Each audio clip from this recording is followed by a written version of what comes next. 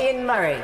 Thank you very much, Madam Deputy Speaker. It is a great pleasure to speak in this debate and follow the honourable member from Stirling. And at 1 minute past midnight this morning, we've seen a tweet from the member for Glasgow North, the SNP Chief Whip, no doubt still up late celebrating England's win in the World Cup, no doubt, saying, breaking news, this is the very first debate we'll have in Parliament on the claim of right, obviously forgetting that he had a debate in his very name back on the 9th of September back in 2016 on the claim of right in Westminster Hall. And the reason that was so remarkable is because I agree with many colleagues across this House that I would rather be speaking here this evening on issues that are relevant to my constituents and my constituency. We've got the dilution of local policing across Scotland, which is showing a crime spree of housebreaking and car breaking in my own constituency. We've got a GP crisis in my own constituency where people can't sign up to GPs, they're on waiting lists, they're being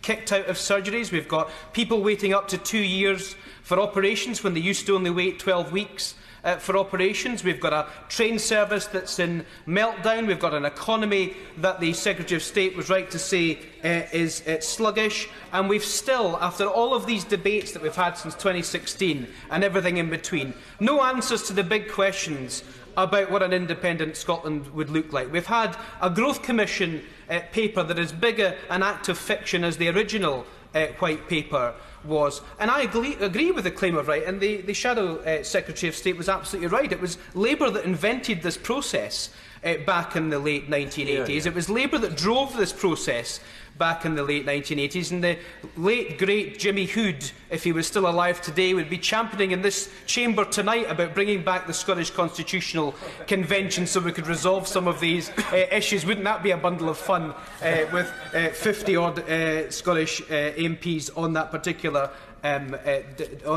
body. Now, the claim of right says, we gather as the Scottish Constitutional Convention to hereby acknowledge the sovereign right of the Scottish people to determine its own form of government. The Scottish people have determined their own form of government. They determined in 1997 to vote for a Labour government that had promised to bring the referendum on a Scottish Parliament. They voted overwhelmingly to deliver that Scottish Parliament with tax-raising powers in that yes vote. They therefore, in the ballot box since then, have delivered their sovereign will of what they want achieved in terms of the governments and what they want to happen. But interestingly, they also do this at the ballot box for local government elections as well, and lots of other elections. And why I get so frustrated about these kinds of debates is because it's a sovereign will for the Scottish people, for the Scottish National Party, but only when it suits. The sovereign will of the Scottish people was to deliver a Scottish Parliament, was to stay in the United Kingdom. But also, it was the sovereign will of the Scottish people to deliver a Scottish Parliament where the Scottish National Party did not have a majority. And that Scottish Parliament, if it's the sovereign will of the Scottish people, has over the last few years voted against the government on fracking, on cuts to the National Health Service, on Highlands and Islands Enterprise, on council funding, on the Offensive Behaviour at Football Act and threatening behaviour, on failing educational standards and local government cuts. And what have the sovereign will of the Scottish people received in return? Nothing from the Scottish Parliament. Disregard the Scottish parliamentary votes. These didn't happen. Turn the other way. Don't implement the will of the Scottish Parliament, which is the will of the Scottish people. And let me also say why it's frustrating, because it's only sovereign will of the Scottish people when it suits. Look at local government. We have local government completely and utterly diminished, demoralised and demolished by significant cuts from the Scottish Government, who've passed on 9 or 10% grant cuts from this place and doubled and trebled them for local government. I'm happy to give way. I'm grateful for him giving way. Does he also agree that the 11 years of the SNP Government of Edinburgh has created a highly centralised state? The power grab that's gone on in Scotland is a grab to the centre by the SNP Government.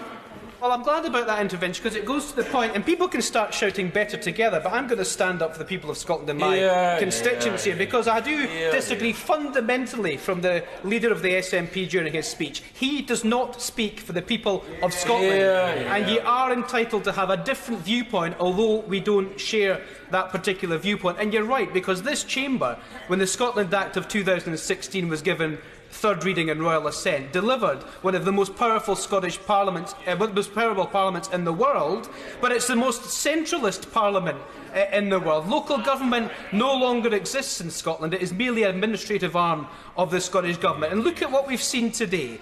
We have a leader, an SNP leader of the City of Edinburgh Council, that wants to deliver a tourist tax, be given the powers to deliver a tourist tax in Edinburgh that would help hard-pressed council ratepayers, Edinburgh Council ratepayers, with all the issues that they are currently going through.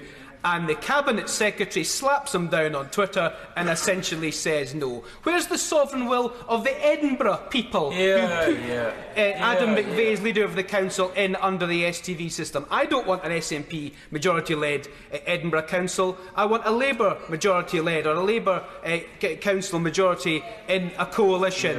But that's what the people delivered. That is the sovereign will of the people who went into the ballot box. And I think we have to reflect, and I say this very publicly, that's exactly what happened in Aberdeen, when Aberdeen voters went to the ballot box and delivered the numbers that they delivered in Aberdeen to give us what we've got. So it is an incredibly centralist government, and that's why the sovereign will of the Scottish people is only when it suits. And I just go to the sovereign will of the Scottish people in terms of what it's actually delivering. And this is, again, where it only suits the SNP when it suits their case. The SNP refused to back a people's vote on a referendum on the final deal from the European Union. Now, there'll be lots of different views across this chamber. In fact, there's lots of different views in the chamber on my side of the House already in terms of whether there's a people's vote. But the principle is this, simply for me. If you believe in the sovereign will of the Scottish people, why not back an additional vote for the Scottish people and the people across the UK to decide on the final deal that the UK government brings back in terms of the Brexit deal, and then let the sovereign will of the Scottish people decide? No. The SNP reluctantly fudge it and say maybe we would back it, maybe we won't, but only if independence is on the table as part of it. It's only the sovereign will of the Scottish people when it suits. So I simply say, in terms of the sovereign will of the Scottish people, and in terms of the convention, it is written down, it is being delivered, it has been delivered, and everything that will be delivered in the future in terms of the Scottish will, the sovereign will of the Scottish people, will happen at the ballot box when the people of Scotland go to vote, and that's exactly what they've done. And before the SNP start jumping up and down and say, what about the Brexit referendum? Well, look, the rules of the game are as follows. There is a UK-wide referendum. People voted to leave. The rules of the game are we're part of the United Kingdom.